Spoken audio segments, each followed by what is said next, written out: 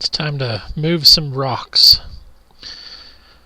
I toyed with a few ideas and ended up deciding that the forks were going to be the best method of actually moving these, especially since there's a few of them that are notably too big for the backhoe, and I obviously don't want to try and lift any of these.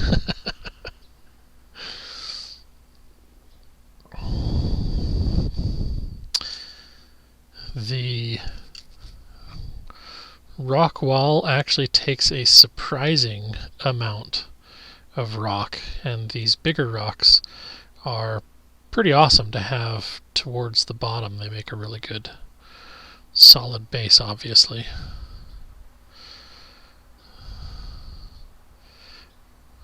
Oh, gotta stop and grab a quick snack.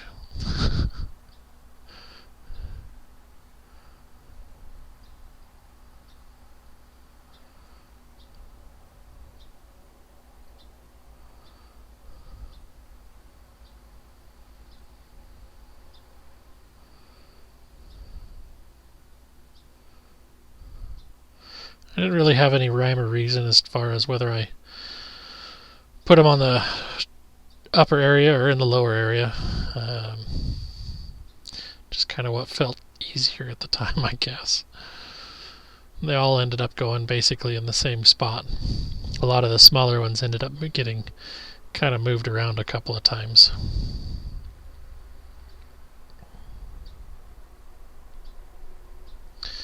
And having those forks close together actually turned out to be a pretty good way of doing it. That smaller of these two I ended up deciding was going to be easier to just carry with the backhoe, since it just kind of fell through the forks.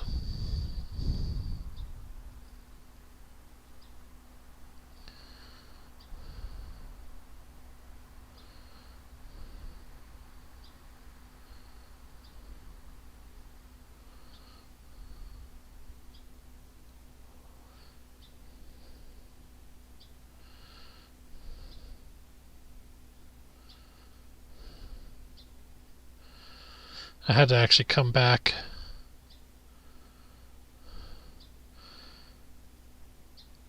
this way to move these and then drop off the one that I'd picked up with the backhoe.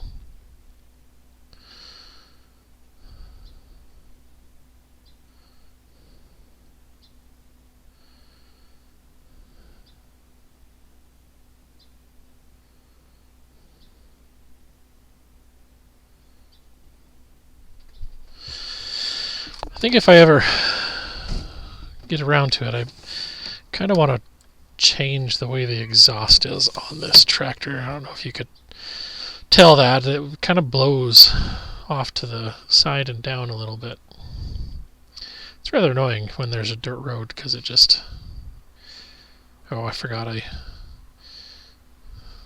one of them slipped off as I was going around there. But it would be kind of nice to not have that blowing dust up off the road.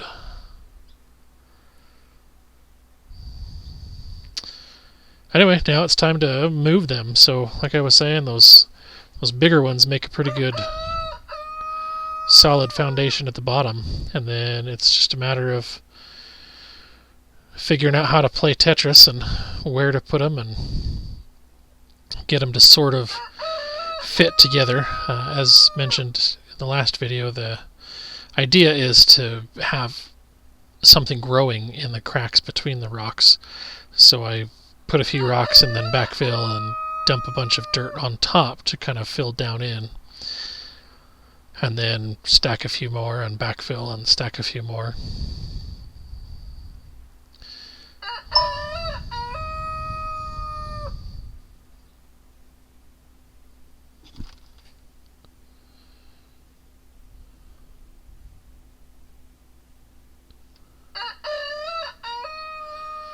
A few of them were kind of difficult to position.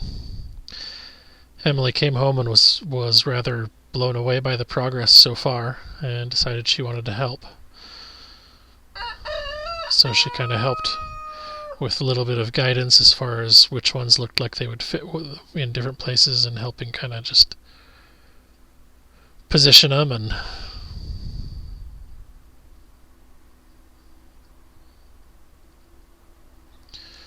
trying to figure out where they go. And I'm kind of just picking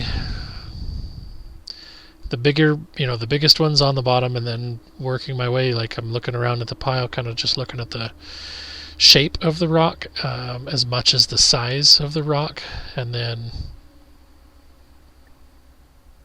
like I said, just trying to kind of figure out where it looks like it's going to sit the most stably.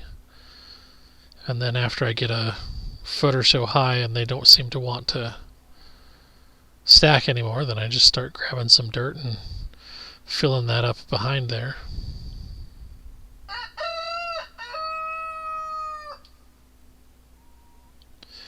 That way the next row is sitting both on the rocks themselves and partially in the dirt.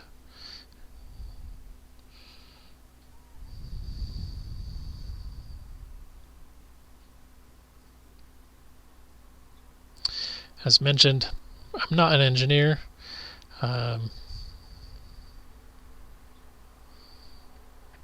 So this may not be the best built rock wall, but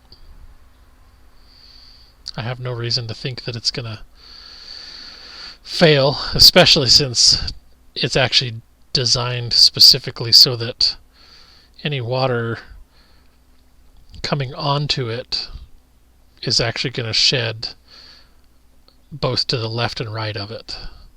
So the shrubs and blackberries here on the right side, as well as this dogwood cluster on the left side, are the border of the rock wall, and they're both the natural slope. They're not being affected at all. This particular, I call it my dragon scale, or shield, I guess, but it was quite difficult to move. The tractor just had a really hard time grabbing it, so I ended up giving up, and this particular one I kind of wanted to stick. I wanted it to be a little bit higher, so I tried sticking some wood and things under it, being very conscientious to never actually put my hand under it, because that would definitely crush my hand without any question.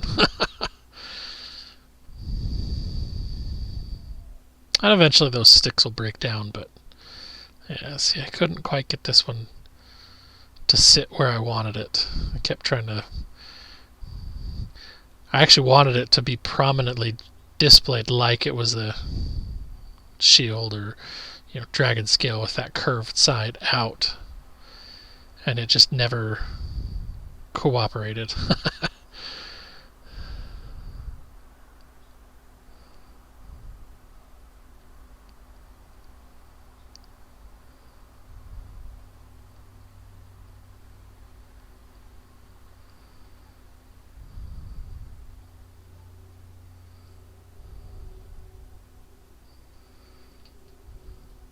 I don't know if it would have been any easier or more difficult if I'd have had a hydraulic thumb. I feel like it would have been, because then I could actually grab it better instead of relying on trying to push the mechanical thumb up against it and then closing the bucket. This one also just didn't really want to cooperate.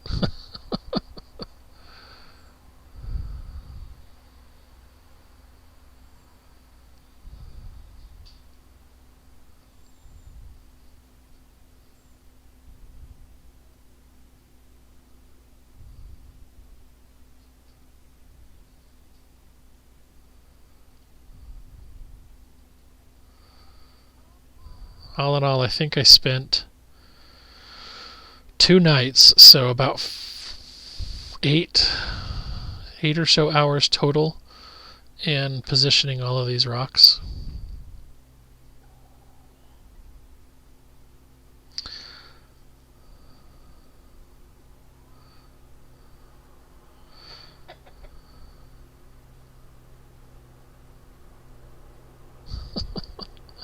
I keep thinking I got that one where it wanted to go, and then it just moves and slides off. So this is where, like I was saying, if they won't stay put, then I'll backfill, and then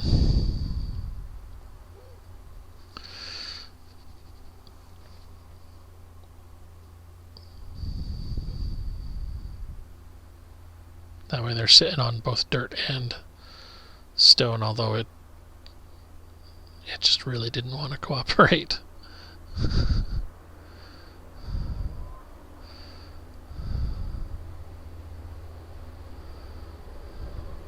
So it ended up somewhere else.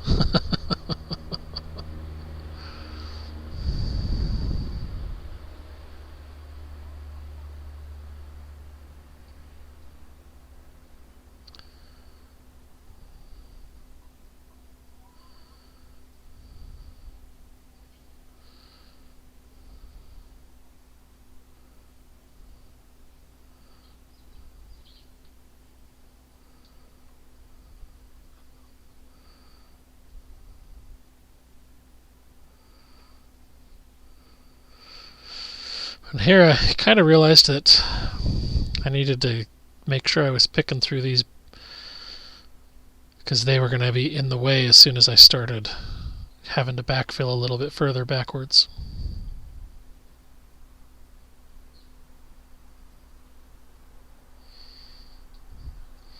So that's why I start just kind of pushing them back, and